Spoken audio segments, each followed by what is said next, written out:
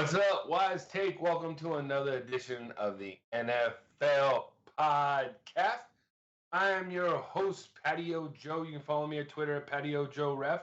And I'm joined here once again by my man, Scribeezy. Follow him at Twitter at Scribeezy. What's going on, Matt? How you doing tonight? Not too bad. Big giant dump on the Jets, as expected. But crushing these showdowns, having more success with the showdowns this than actual Sundays. So it's been an interesting year. You know, when you play DFS, you can take any win. Find that you're doing well in one, you go the other way. So, yeah, I did pretty well. My catch game hit top 5 to 10% on every one. Beat all the trains as we talked about it last week. Add Deshaun Watson as my quarterback. McCaffrey, did play him again. He just gets you 19 to 20. It's fine. You wrap it up, you know. And then I had Tyler Boyd, I think, was in there too. He was okay. He could have done all right. But Zach Pascal came through. Steelers defense came through too. So wound up doing pretty well. GBPs was tough, but did all right on that too. So I am speaking to you tonight from the small market Los Angeles Dodgers team fan right now. So it's kind of nice that, you know, we kind of come to grips that the Dodgers are a small market team. They're the second team in Los Angeles. They get outbid by the Angels. So I'm kind of bitter on that. But besides that, you know, we got less than 2 weeks till Christmas. We got 3 weeks left of the regular season, 2 weeks of like fantasy relevance, but week 17 is always a little crazy. But it's kind of obvious. So, but we got basically 2 more weeks where we really are some good slates. We have a lot of good games this week. Before we get into position by position, to me, I feel like the 2 games this week that I'm going to really be like going towards is one, the Texans at the Titans. I think that's the obvious one that everybody's going to be going to. But there's also the one that we were talking about before. We'll get into a little bit right now. Is the Falcons at the Niners. The Niners have a right now a implied total of 29, almost 30 points. It's gone up a point since it started, and the Falcons only have an implied total of let's see, it says 18, almost 19 points. So there's an 11.5 point, almost 10.5 point spread. I personally think that this is a mismatch. Right now on the 49ers injury report, we have D Ford did not practice. DJ Jones did not practice. Richard Sherman did not practice. Jaquez Tartt did not practice. But Julian Taylor did not practice. Juan Williams did not. These are all defensive players. This Niner defense is good, and I'm telling you, if they could somehow, if the Falcons can somehow block Nick Bosa, they're gonna give Matt Ryan time. I think the Falcons are a competent offense, even without Calvin Ridley. They're gonna come in there. I think that they can put up some points, and they're gonna force Garoppolo to throw the ball more. And I think this game, first of all, it's an easy over, in my mind, and it's the Falcons. I think are gonna cover too. I think both teams are. I think this game is a sneaky shootout just because of the Niners' defensive woes. We saw what happened to them last week in the Dome. Saints are putting up points. Now the Falcons aren't the Saints' offense, but I'm saying you still got Julio Jones, Matt Ryan, Austin Hooper. You have some good players. Devonta Freeman. They can move the ball down the field. What do you think about this game? Are there any other games that you like besides the other one that I mentioned? Yeah, you make good points with all the people that are injured. One of the other games that I'm looking at is this Cleveland-Arizona game. So a lot of interest there. So Cleveland's on the road. They're favored by 3. The game should be pretty close, and it's the last 2 Heisman winners going up against each other. I just feel like there's going to be some fireworks. I think it's going to smash the over, and I'm looking forward to that game, and I'm looking forward to getting some of those pieces that are in that game in my lineups. Mm-hmm. Well, yeah, and you have some they'll have some, I think, good GPP options in there, and I think you could probably go to Baker in cash. That blends into the quarterback position. Scribeezy, where are you going in cash on Sunday? You know, talk to me about some quarterbacks, and then I'll talk to you about some quarterbacks on FanDuel. So I know he hasn't really been nearly as good as he was earlier in the year, but on DraftKings at 5,600, Kyler Murray is pretty much a lock for me. I mean, I say every week. I played Tannehill last week in cash. I like playing these 5,600 quarterbacks in cash. It's just like, which one is going to be next? Last week it was Tannehill. I guess this week it's Murray, and it's a perfect game. It's almost like DraftKings like just wants to give you a free square. So I'm just going to take it again. I think he's in a really good spot. I think that game is going to blow up, just like I said. So I obviously have interest in him. I obviously also have interest in another game in Dallas between the Rams and the Cowboys. Dak is in a pretty good spot. I think that game has the potential for some fireworks as well. And then really the crazy thing, went through DraftKings the other day, just looking at salaries, and Ryan Tannehill costs $500 more than Tom Brady. Isn't that just weird to look at? I agree. Yeah, you know, for me, I think you could pay up this week if you wanted to, because, but the only quarterback I'm for cash that I'd probably pay up for would be Deshaun Watson at 8,200. I think that game is a shootout central. You know, even if it's sort of like Titans get up real early and we get something like we had last week. I mean, last week when the Texans got down, I honestly it was like Russell Wilson game. You know, when Russell Wilson gets down, you were just like, oh, here we go. Deshaun Watson's just going to give me all this garbage time points. So I feel like whether the game is close, you know, and it's back and forth, or the Titans get up big, or vice versa, Watson's going to be a part of it. And 8,200, he's the guy I would lock in for cash games. Like Garoppolo being 8,400, to me, he's the highest quarterback on the slate. I'll go there in GBPs. We already talked about how much I like that game. Cool about that. But in cash, seeing that Garoppolo can also put up a dud. And even against the Falcons, I couldn't see it happening, but it might. The guy I think everybody's going to go to in cash again is going to be Ryan Tannehill. Just saw Drew Lock absolutely take out his dick and just whip it all over the people of Houston last week. Like this rookie in his second start, just basically saying, here, I'm just going to throw it to you. You get a touchdown. You get a touchdown. You get a touchdown. It's like awesome. So I like what you said about Dak, and I like what you said about, Dak Prescott. His home starts, he's been a top 10 fantasy quarterbacks in every one of his home starts. So we know that's gonna play a part. I think that's another good game that we can talk about and go to, because both teams are sort of struggling. Both defenses aren't as good as what people think that they are. But Baker Mayfield, he's another good spot. And then for GBPs, and I guess if you wanted to go to cash, I think you could. But my boy, Phil Rivers, at home against the Vikings in that bad secondary, they're not going to be able to run the ball. I think it's going to be a close game. And I think the Chargers are going to have to throw to win. And I think they can win. He's only 7,400. So it's not going to cost that much. It's kind of funny, some of these prices on FanDuel. Have you ever heard of a quarterback, Ryan Griffin? He's actually Peter Griffin's illegitimate son. Yeah. You know? Okay. Anyways, he is 7,000 on FanDuel. He's more than Gardner Minshew and Eli Manning. Wait. Right? Yeah. Is he's the backup in Tampa? Correct. Good. Yes. That's right. Easy. That's a point. So, okay. Because Jameis's hand was hurt, so they probably thought we better price him up a little bit.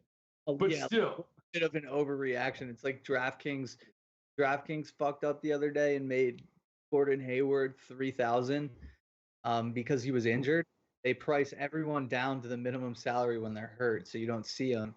Well, they screwed up because he was going to play that day, so everyone got Gordon Hayward for 3,000, and the next day, everyone that was hurt, that was 3,000, was back up to their normal salaries. Those damn companies. Yeah, I mean, I don't know. I think if you wanted to go dumpster diving, I would prefer Gardner Minshew over Eli. But I mean, we saw Eli throw a couple bombs. I don't think you need them, but at quarterback, there's a lot of options. I don't think you're going to have a problem finding it. No. On the running back, to me, for cash, I feel like there's about 4 options for cash. Everything else is more of a GP. I'm going to name you off 4 guys. Tell me if you throw in any other guys for cash. Okay, so now I'm looking at more of a FanDuel thing. All right. Okay, Cmc Carson. To me, those are like the 2 best cash plays on the slate. We got Cmc obviously at home against the Cox. Chris Carson. There's no Rashad Penny. Going to get CJ Procise is just going to be in for third down back. It's going to be all Mr. Carson, and then Patrick Laird, another guy I think want to go down below. I looked at his game. I hate everybody's talking about him, and I'm not really on that whole bandwagon. But at his price, the Giants have given up 35 catches to running backs in the last 4 weeks. So out of the backfield, I could just see it. It's just something to look at. And then the other guy up top, I think got to look at now because Alexander Madison hasn't practiced for 2 days. There's no Madison. That means Dalvin Cook is going to get 30 carries on Sunday against the Chargers because I think Cousins is going to have a hard time throwing against that secondary. So to me, it's CMC, Carson, Cook, and Laird for cash. And then all the other guys, I would say, are more of a GPP play. What do you think? Yeah, I think McCaffrey is going to go off, but Carson's probably the best play on the slate. Given his price, he's only 7,400 on FanDuel. I think he's like 7,500 on DraftKings. Carolina cannot stop the run to save their lives. It's literally why they're awful. He's just in a really good spot, and it's going to be hard to avoid him. Like, I'm locking him in the cash, and I'm also on DraftKings. I'm in the same situation. Laird's only 4,500, and you get the extra half point for the catches. So, I mean, he's pretty much a lock for cash on both sites, really. Mm-hmm. Yeah, and what about some GPP guys I like? I like Zeke. I like Barkley. I just think Barkley hasn't shown me all year, so I can't play him in cash. I don't care how it is. I go down on that ship, whatever. I'm just not doing it. Gurley, I think, Gurley was somebody I was thinking about. I think you could go to him because we've seen the Rams just shove the ball to him and give him the ball. And then Philip Lindsay, I think, is another decent option that we could look at. He's going up against the Chiefs. They're going to want to try and slow down the game a little bit, not put the game in the hands of Mr. Locke. The guys like what about like Derrick Henry? Are you off of him because of his Q status? Anybody else in GP looking at? So this is like a really bottom of the barrel here, but the Eagles have no wide receivers left. Literally, their top 3 wide receivers are all hurt, and some of their backups are even a little bit banged up when they are on the field. So they're really going to have to get creative with how they're going to throw the ball. And I think one of the things that they found success with against the Giants in the second half was utilizing Boston Scott. I mean, I don't know if you watched the game, but he looked just like Darren Sproles. And he put up, I don't know, like close to 20 points in the fourth quarter alone. And I mean, it was pretty impressive. He's only 3,000 on DraftKings. Like, he's the dead minimum salary because the game was on Monday, so they didn't have any time to adjust his salary. He's definitely the number 2 guy behind Sanders, but I feel like they're going to run some sets with both of them on the field because they really don't have any other weapons, and this kid is fast as hell. So definitely somebody that could like randomly get you like 15 to 20 points at 3K. Like, you'll take that. Sure. So other running backs that I like in tournaments. I mean, where are you at with Saquon? I mean, I'm fine. Like I said, he hasn't done it all year. So in tournaments, if you want to play him, I'm good. But he hasn't done it all year. So why all of a sudden is he's going to put up a 30 spot, Yeah, I mean, he's projected for, I think, the highest ownership on like 2 or 3 of the different sites that I use for protections, and I'm just trying to figure out why. I mean, obviously Miami hasn't been able to stop the run at all, but I mean, I just don't get it. You know what I mean?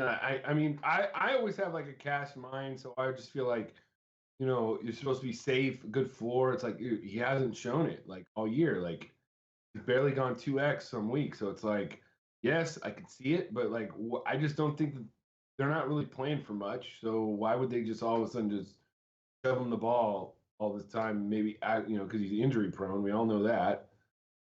It just doesn't. I just don't see it. yeah. Well, I mean, for me, I'll take Zeke at a third of the ownership for only $100 more in a game where Zeke is on the Thursday night football game rest. So he's got a little bit of extra rest, a little bit of extra motivation because their season has just been unraveling. And it's not like it's the toughest matchup ever. They need to figure out ways to get the ball. I mean, Garrett's pretty much coaching for his job, which is pretty much already gone. But I like him. You mentioned Derrick Henry. I don't see myself getting to much of him just because he's $1,000 more than Carson, $700 more than Zeke. So I don't know. I think my exposure to that team is going to be through Tannehill and the pass game. Yeah, no, I get it. Wide receiver, who are you looking at? Wide receiver. So obviously we like that Tennessee game. I love Hopkins. The same thing kind of goes on both sides. So AJ Brown seems like he's the guy, right? So I'm definitely gonna have some exposure to him. I love Kyler, so naturally I'm gonna like Christian Kirk to pair with him.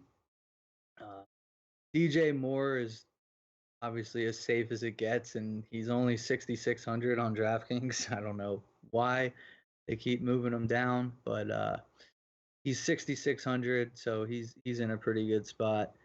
And another guy that I am also looking at is Julian Edelman, and mainly not because the Patriots are so much better than Bengals, but I mean Patriots know what the Bengals are gonna do, and I feel like they're gonna scheme around this because they cheated and they had a guy on their sidelines. So Edelman's gonna be in a better position to succeed.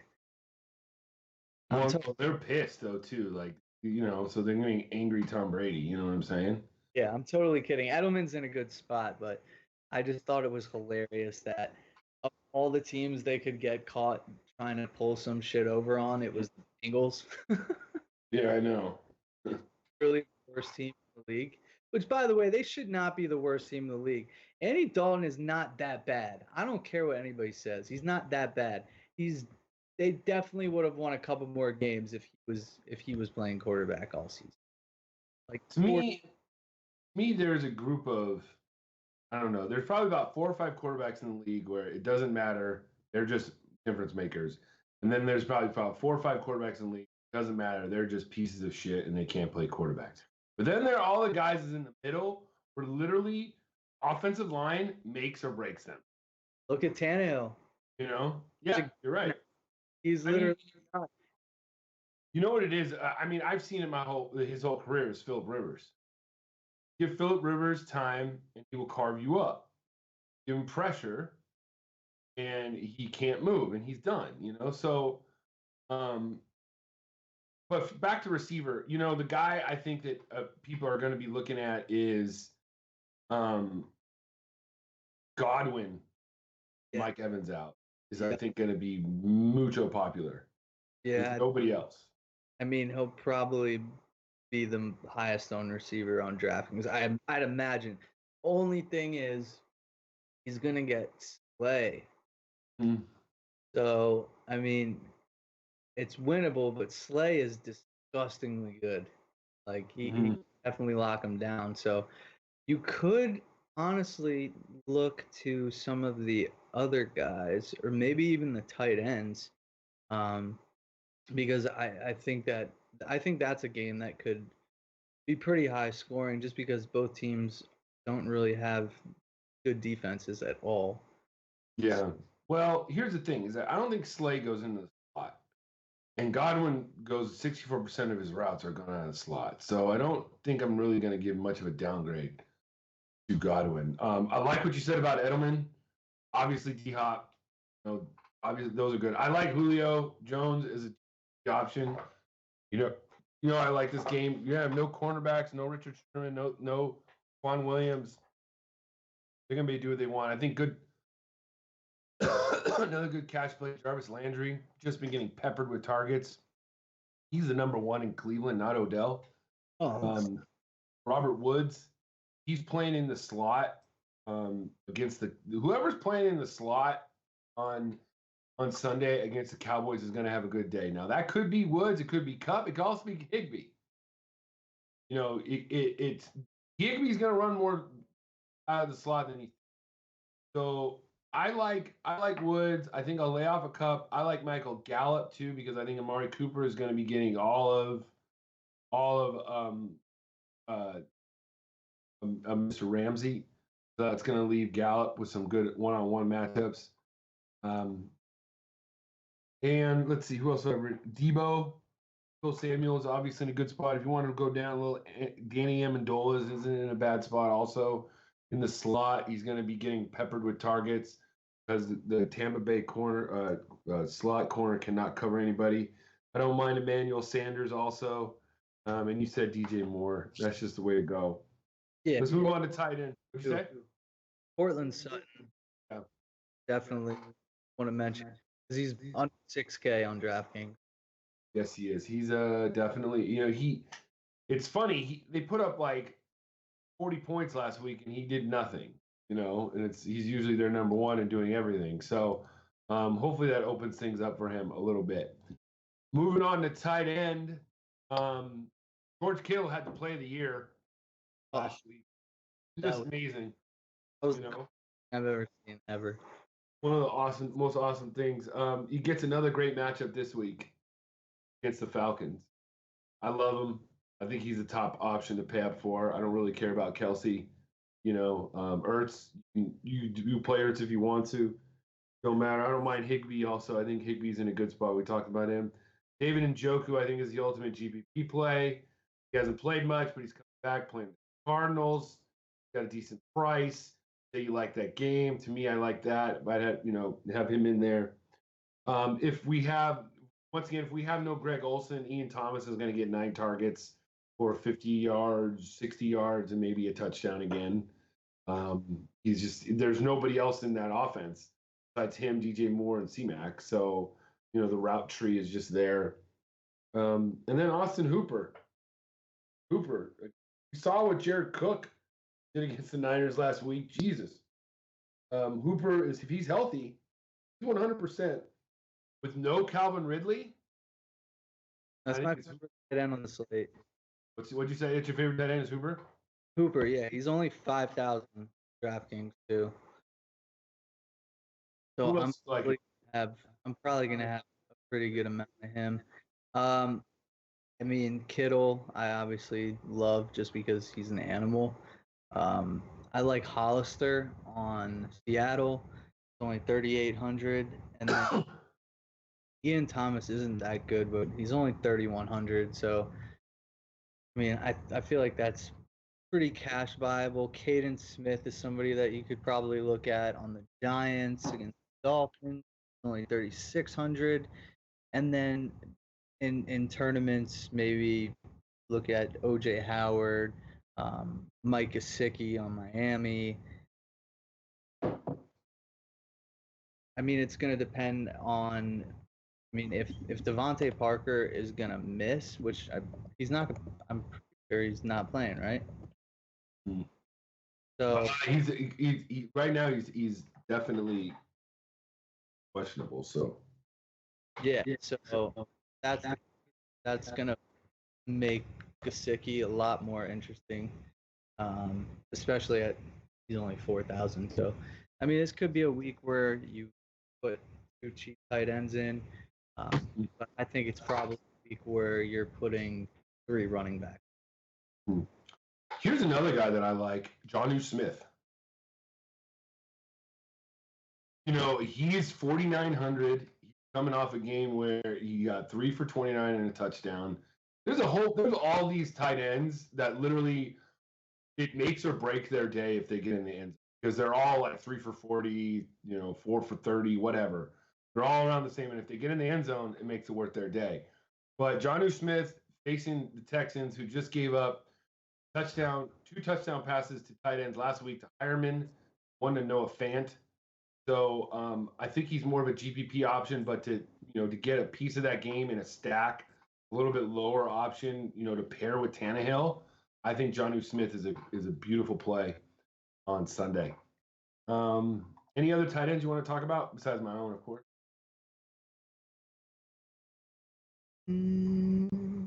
I really kind of actually did want to bring that up now that you mention it. Yeah. How's everything been? All right, let's move on to defense. Defense this week, I think it's like there's not very many that I actually really like that I want to even pay up for, because there's none, like the main defenses aren't at home. So like my favorite defense is probably the Chiefs at home. 3,900 on FanDuel, pretty cheap. I like the Packers also at home. Y'all know Trubisky can be bad real easy, So who are you liking? Maybe you can give me a defense that you're into. It's just so much. It's just a different game on DraftKings. So the Lions are playing Jameis, and they're 2,300. Like, it's just like lock and load, right? It's stupid, yeah. Yeah, I get it. Jameis, $300 defense. I don't care who the defense is. I don't care if Jameis puts up 40 points. He's throwing 3 picks. He's turning the ball over a few times and making a couple bad decisions. And if it's not him, that's $7,000 Ryan Griffin. So I feel pretty good about the Lions D. I don't even know if I'm going to use any other defenses. If I did, Eagles maybe 3,400 against the Redskins. Giants are 2,700 against the Dolphins. Maybe flip that back down, and Dolphins potentially against the Giants 2,600. Eli can be. So, I mean, I usually like to pay down at defense if I can. I mean, unless it's like that the Patriots are going to put up like a quarterback score. But how much did you say the Eagles defense was? 30. 34. They're 4,900 on FanDuel. They're the second highest defense. Yeah. The defense on FanDuel that I kind of like, they're 3,500. They're cheap against a very inconsistent offense in the Eagles. Say the least. Yeah, I mean, I'm being nice, Very nice. So, did that. Or after losing to the Dolphins. So so I think it's not defense is a little bit different on FanDuel, a little bit tougher. Yeah, I mean, just looking at pricing, it's a completely different. It makes it so much harder to think about. I mean, who do you play? Like, the Lions are 4,100 on here. I mean. Not the worst. I mean, I'd consider that just because Jameis, but you try and pay down. You know what I'm saying? Like the Redskins at 3,500 or the Chiefs at 3,900. You think Arrowhead, first time lock's going to be in there. You know what I'm saying? Like the glass slipper's going to come off this kid at some. I mean, last week was a fucking fluke. I couldn't believe it. So, So anyway, that's going to do it for the position by position and stuff like that. So be sure to join Mr. Pauly DNCK for the MLB Wise stream, NFL Wise stream on Friday or Saturday. I think it's changing times every week, so I don't really know. So it's Fridays now. See, it's Fridays now. See that? You know what? And the good thing is that it's possible that one of these Fridays coming up, maybe not tomorrow, But one of these Fridays coming up, Nation, I will be joining that Wise stream because my football season is over. I got no more football season. So I ended it last week. So I am done with my refereeing season. So I'm just here doing fantasy stuff. And so let's get to our 3 best picks, which we are literally smoking hot. People say that you need to be 65% to go public. We are like at 90% right now. We're wondering if Jimmy the Greek is going to start calling us right now. That's how good we are. So I'm going to just like lead it off with my number 1 pick of the week is going to be the over in the Atlanta-San Francisco game. The over. Boom. Got it. That's my first one. I've already talked about it. That's what I'm having next. I'll also do one that I already talked about, the over in the Cleveland-Arizona game. That's set at 49. It's pretty much the same thing. 48.5, 49. So that one should have some fireworks. And I am going to go with the under in the Vikings-Chargers game. Interesting. Yes. Chargers have not been giving up dick through the air in the last few weeks. Like they just don't. They've been doing really, really well. Derwin James is back. It's gonna be a really ugly game. Dalvin Cook's gonna run the ball a lot, and the Chargers. It's just gonna be an ugly game, and I think it's gonna be. I'm saying the under in the Vikings Chargers game. You're up. So probably a trap, but I do think that the Eagles are gonna cover 4.5 in Washington. Mainly not because of anything about or anything, but Darius Geis is out. He was really the one thing that kind of got the Redskins going. I mean, they're pretty much dead. Haskins is awful. So I think that 4.5 looks like a trap. It looks like a trap, but I think the Eagles are gonna cover that. Mm-hmm.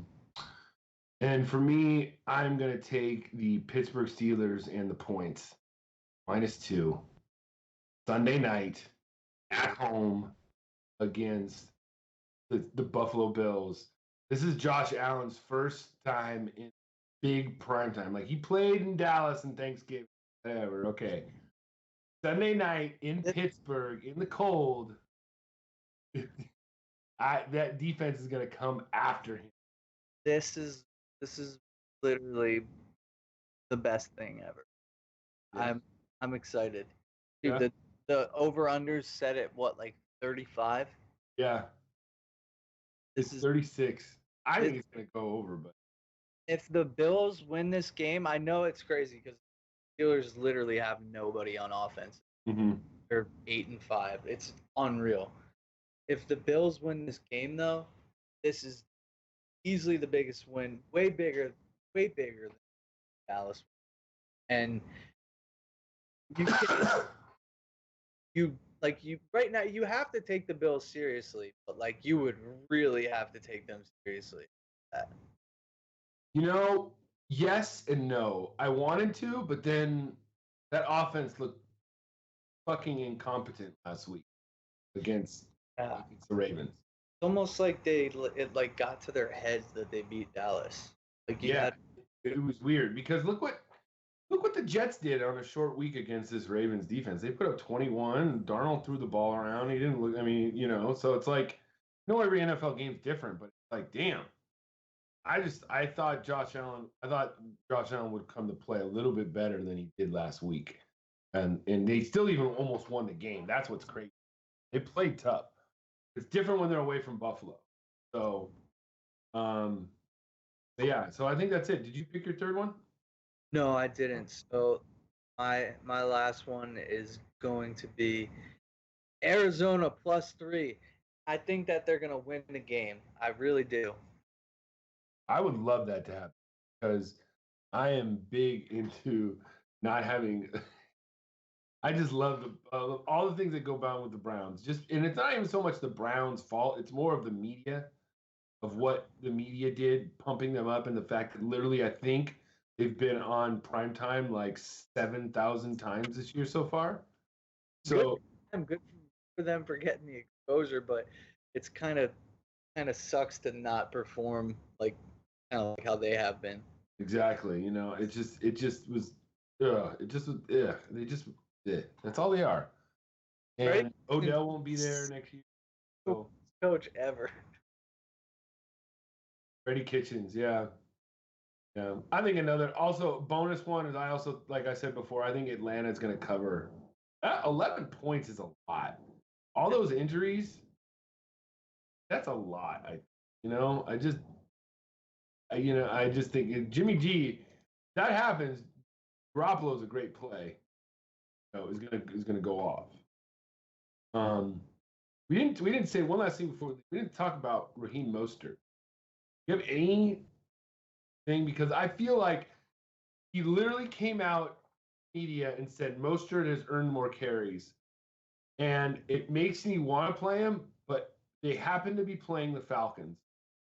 Happens to be Tevin Coleman's former team. It's like it would just be so just trolly of a coach to give Tevin Coleman a couple of goal line carries to give him a touchdown against the former team, and that's why I'm not playing Mostert this. I just can't. I cannot. I still don't know what they're going to do. Breida could get 20 carries this week. You never know. Yeah, I mean, look, Coleman on DraftKings 4,000. Mm-hmm. Right? Coleman on FanDuel is 5,200. Mostert on FanDuel 7,500. Yeah. 200 on DraftKings. So it's a little bit easier to get him in there, but yeah, it's tough. I mean, I'm gonna make a ton of lineups, so I'm probably gonna mix in a little bit of both of them, just because you know how big I am on revenge games. But 4,000 on DraftKings doesn't really do much to get you there. I mean, really, if it was any other team in the NFL, I would be like Mostert. I would be cool with playing him this way. I'm like, yep, I believe. But it's the fact that it's got to be the Falcons, Coleman's old team. It just seems like it's just a freaking troll game. You know what I'm saying? Dan's young, he gets it. Yeah. The whole revenge thing. Mm-hmm. Especially since he'll be going up against the guy that took carries from him. So yeah, it'll be interesting. So anyway, that's going to do it for the Week 15 NFL podcast. Be sure to join Paulie D and CK for the MLB Wise stream. Be sure to hit the thumbs up and the like buttons if you follow us on Podbean and all that good stuff. Like us on YouTube and all that stuff. So for Mr. Scribeezy, I'm Patio Joe. As the man CK says in the back,